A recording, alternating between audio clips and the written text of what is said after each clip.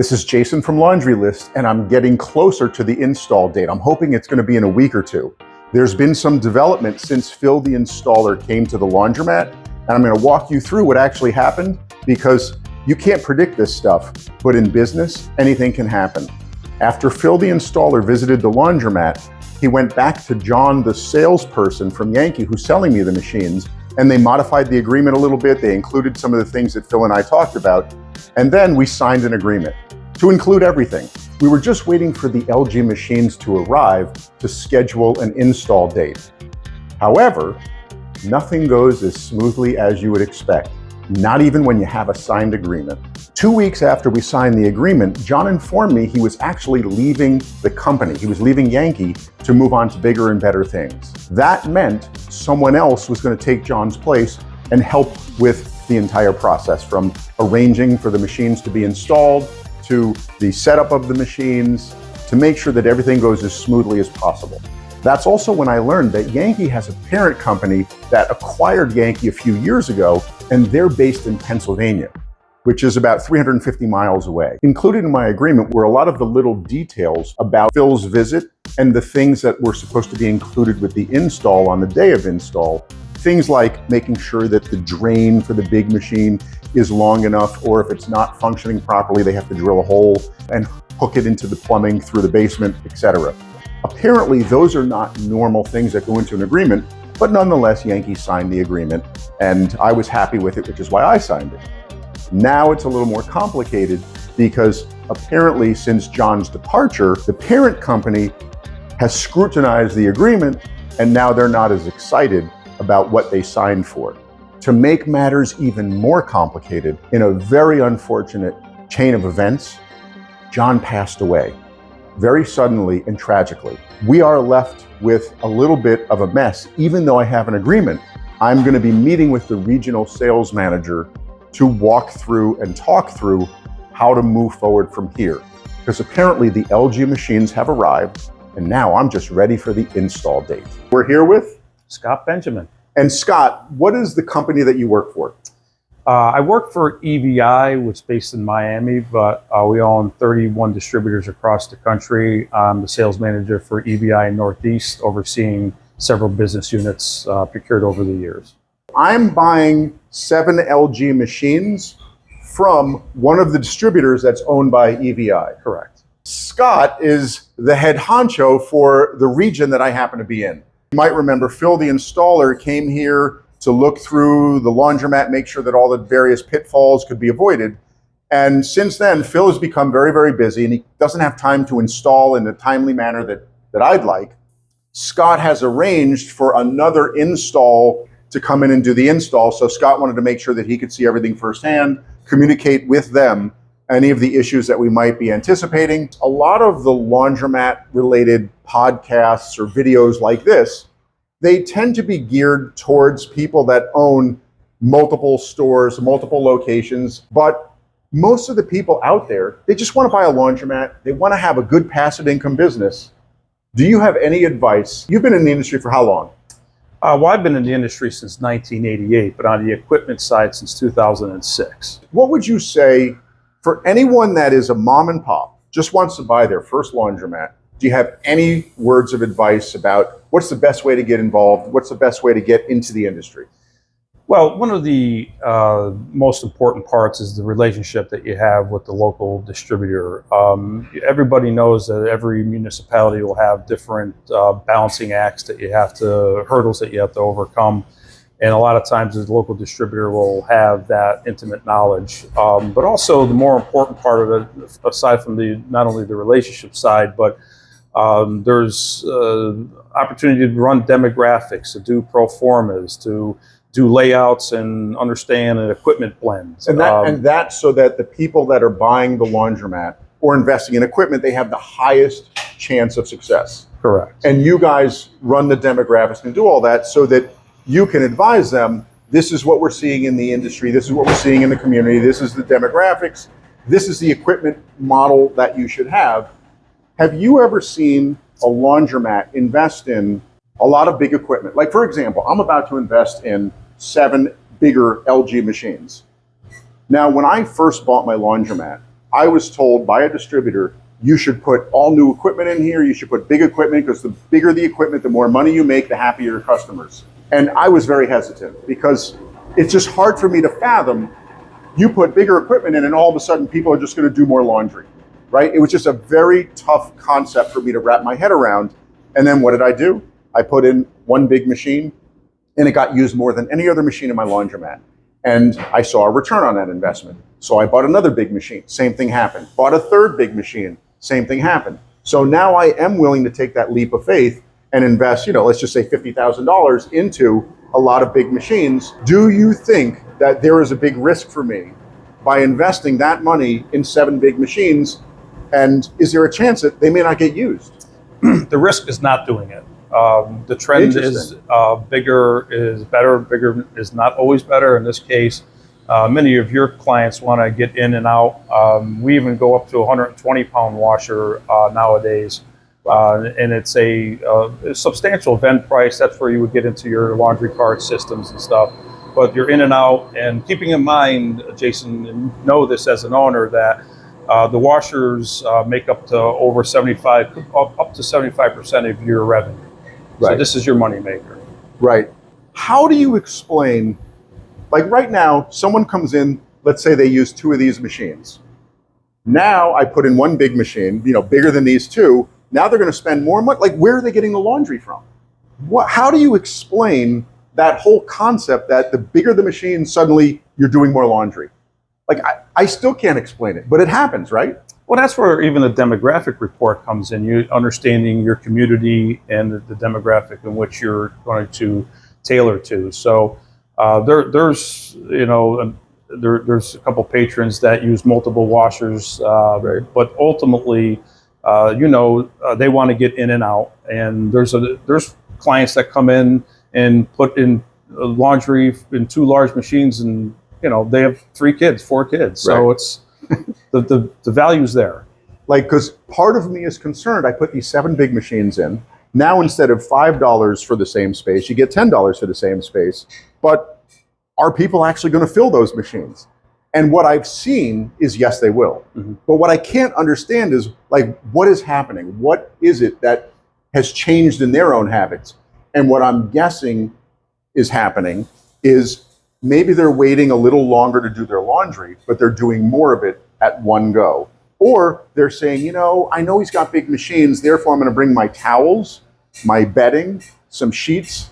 Like, do you think that's what's happening? Oh, 100%. I don't know about the sheets, but you understand, comfort. Well, you have to wash your sheets. Yes, I do. But, sometimes they'll have, their own domestic units that they can do that in. Oh, that's true. Or they just buy new sheets every week or 2. But, comforters right. And all the personal stuff is vital. But, there's no question that the bigger, the better. Because they're grabbing more laundry and they're just doing it because they know they can. The only challenge is making sure that you have the dry capacity to right. support the larger That's going to be washers. my next challenge, is the dry capacity.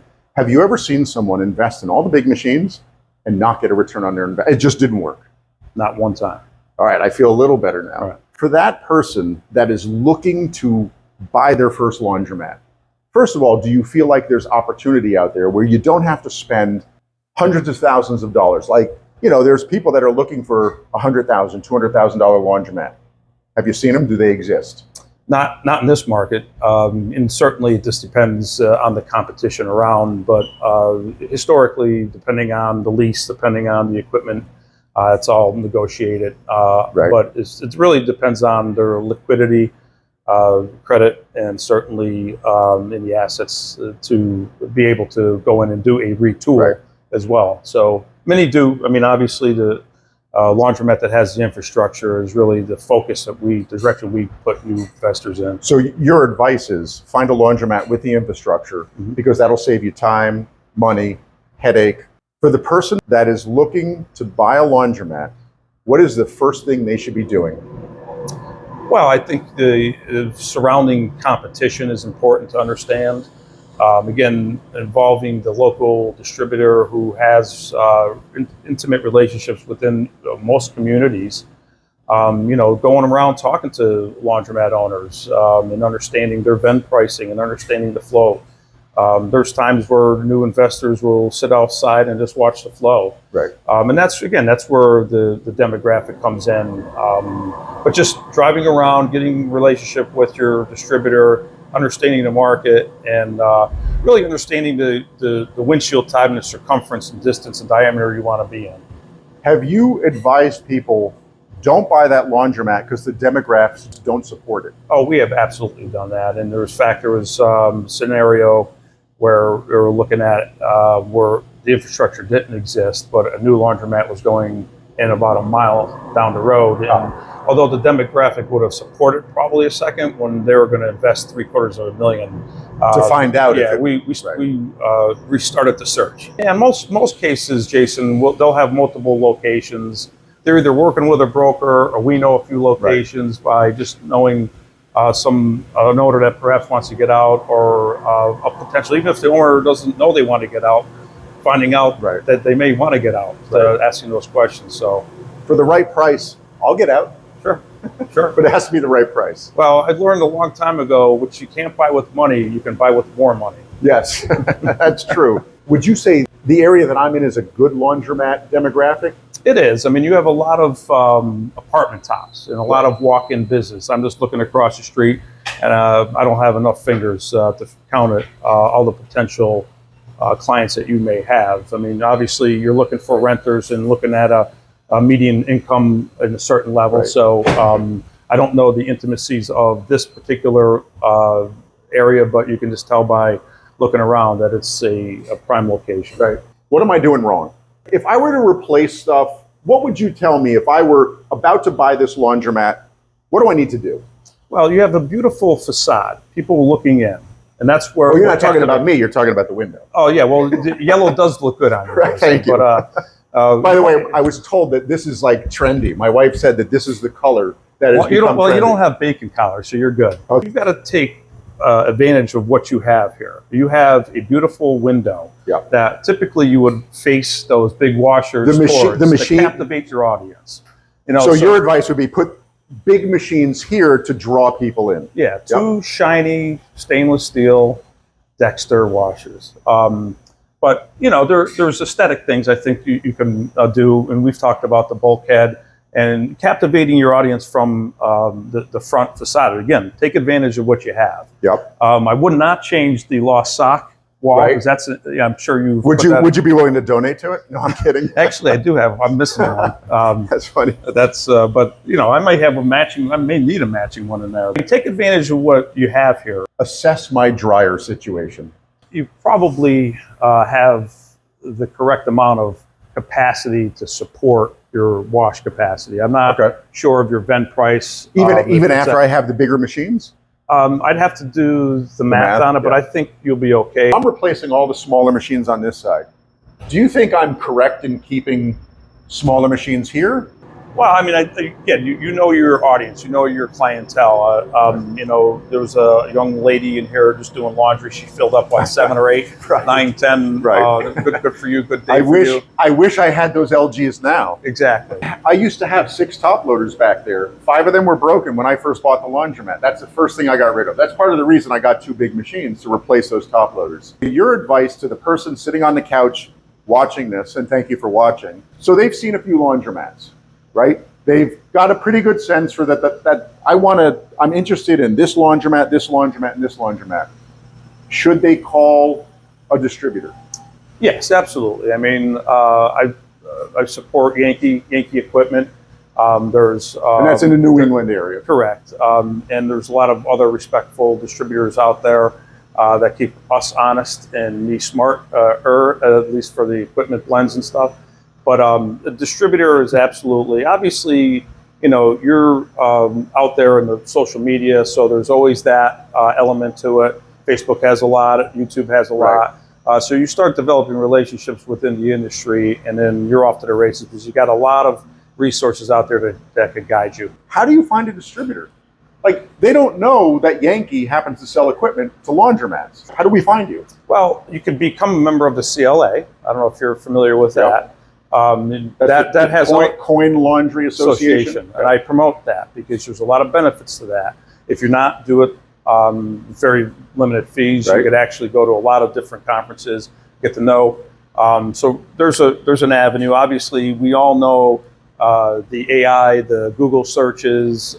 We market it. We own a marketing company that has allowed us to penetrate a lot of that social media. And and what would they search for? Laundry equipment sellers? Yeah, laundry distributors? Depending on how much you want to pay Google, come up first, second, or third. So you'll find, and again, a lot of it is just boots on the ground, walking around, meeting people, shaking hands and kissing babies. I've had other laundromat owners in the area call me and ask, well, the first question they have is who can fix equipment? Because it's hard to find, reliable people to fix, but then it's who can sell equipment. Sure. It's a daunting process for people that don't know anything about laundry or the laundromat industry to begin. But okay, they can do a search in Google for equipment, laundromat, distributor, and once they find it, give them a call because you guys are pretty friendly, and they should tell you that they're interested in looking at or getting advice about laundromats? Yeah, absolutely. I think that there's always an end. We typically on the sales side will sell our service because we'll look at opportunity for machines that are down. For those potential owners that may be intimidated by the service aspect of it, the support from the local distributor, specifically Yankee and Pack Industries in Pennsylvania, we have service seminars all the time. We're always trying to train. In fact, I'll give a plug. October 21st, I have a service seminar in Pennsylvania. And that's open to the public? It is. What are they going to learn? Well, you're going to meet a lot of the trades, the people that support our sales process, from card systems to bulkheads to machines to financing. So it's like a mini trade show, but yes, regional. It is. It's actually, we have them in pockets. We had one at Yankee in Boston area. Yes, I've seen some of the material. And I will say, I have attended a few of those from different distributors. They are useful. So if you have an opportunity, try to find out when some of the regional trade shows are that are hosted and sponsored by distributors. Sure. Now, we'll have breakout sessions for service on washers, service on dryers. We'll have breakout sessions for new investors. Very important to understand the concept of knowing what to do to be a new investor. You can even attend those virtually. Sure. Right? Because I've actually tuned in when I knew I was out of town or couldn't attend. I've actually gotten a link from, whichever company's hosting, and then you could tune in and you can attend it virtually, learn what you want to learn, then contact the distributor or, whoever's participating in the show. EVI Business Unit Pack Industries in Pennsylvania is having one in Morgantown, Pennsylvania, between Philadelphia and Harrisburg. Packindustries.com will bring you right to the link to register if you choose. There's a lot of good stuff to be learned there. What would your advice be to me in terms of running a laundromat? Well, I think you understand some of the trends. You have pay range in here to make it an app-based. You don't need an internet. There's also getting into the community. Seems like you do, but also I have a small library here. Yeah, for school. Socks over there, art on the wall. Yeah, when school's starting, you have a little get-together. Get entrenched in the community. There's a lot of marketing methods that we use today that are simple, but some of the more intimate things when you go out to the community. You're having a night in Northampton night here, you can entrench yourself and be a part of it. Yeah, just get involved with the community because we are a community service. Absolutely. It's very, very intimate community. To Yankee's credit, after my meeting with Scott, we now have a date for install that looks like it's 2 weeks from today. Scott took the time to come here to sort everything out, and now we're going to move forward and hopefully business will be thriving. I'll document and take you through the process on the day of install. If you find these videos useful and you want to help me out, please subscribe to the channel and like the video. This is Jason from Laundry List, the best place for brainwashing. I'd like to say a few words about Jod Economou, who is the salesperson from Yankee that helped make this happen. He was an extremely kind and professional individual. He really took pride in his work. He made sure that all of his clients and customers were treated fairly.